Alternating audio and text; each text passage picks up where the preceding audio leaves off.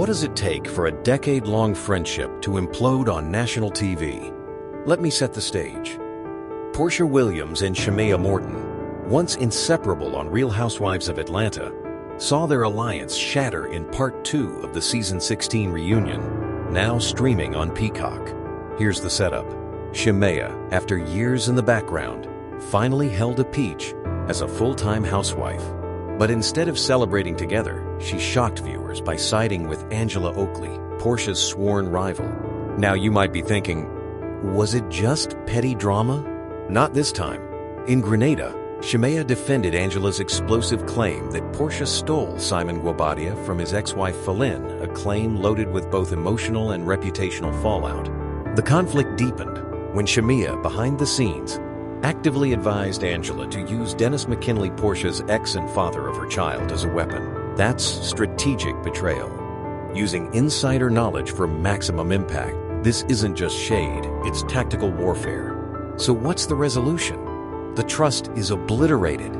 The reunion set became ground zero for nuclear-level drama, with the bond between Porsha and Shamea reduced to rubble. As the dust settles, fans are left asking, was fame worth the fallout? Let's dig deeper. How did private secrets become public weapons? At the center, Dennis McKinley, both Porsha's ex-fiancé and baby daddy, and, in a twist, Drew Sidora's executive producer, Angela Oakley, fueled by Shamea's whispered strategy, blindsided Porsha with the taunt, "Dennis told me everything about you." Suddenly, Dennis wasn't just a footnote, he was a chess piece in a high-stakes game. That's classic triangulation, using a shared connection to destabilize an opponent. But the plot thickens. Porsha's outrage crescendoed when Shamea called her too messy for discussing Dennis's alleged affair with Drew, even though Shamea had previously urged Porsha to air it out. Hypocrisy? Anyone? Now, you might ask, how can a friend shift blame so fast? It's a textbook case of gaslighting, making someone doubt their own reality when confronted with conflicting narratives.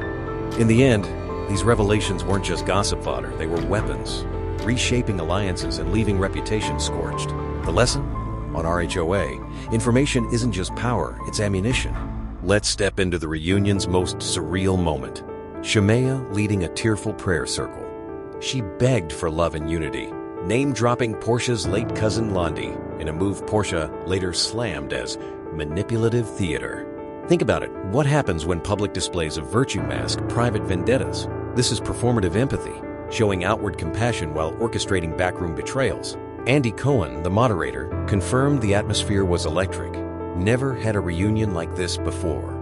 As literal thunder rattled Atlanta, the metaphor was clear the storm wasn't just outside, it was raging on set. Now, you might be wondering, did the prayer circle heal anything? Quite the opposite.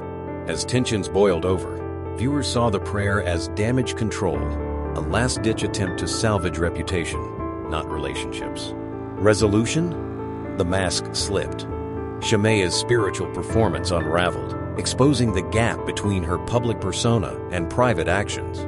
It's a reminder. On reality TV, authenticity is currency, and hypocrisy will always find the spotlight. All this drama didn't come out of nowhere. Let's ask, what really fueled the fallout? Underneath the explosive scenes were years of simmering resentment.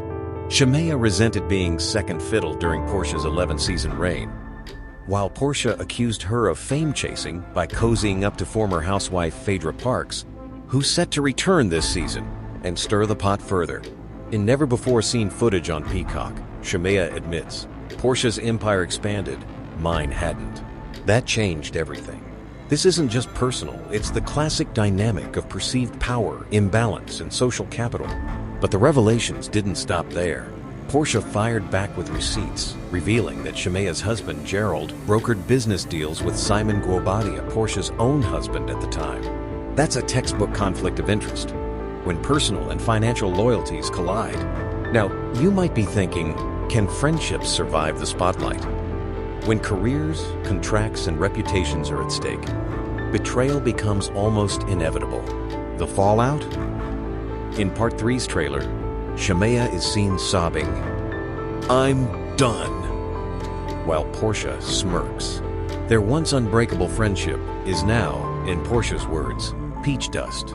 On RHOA, the only thing thicker than blood is ambition, and sometimes not even that.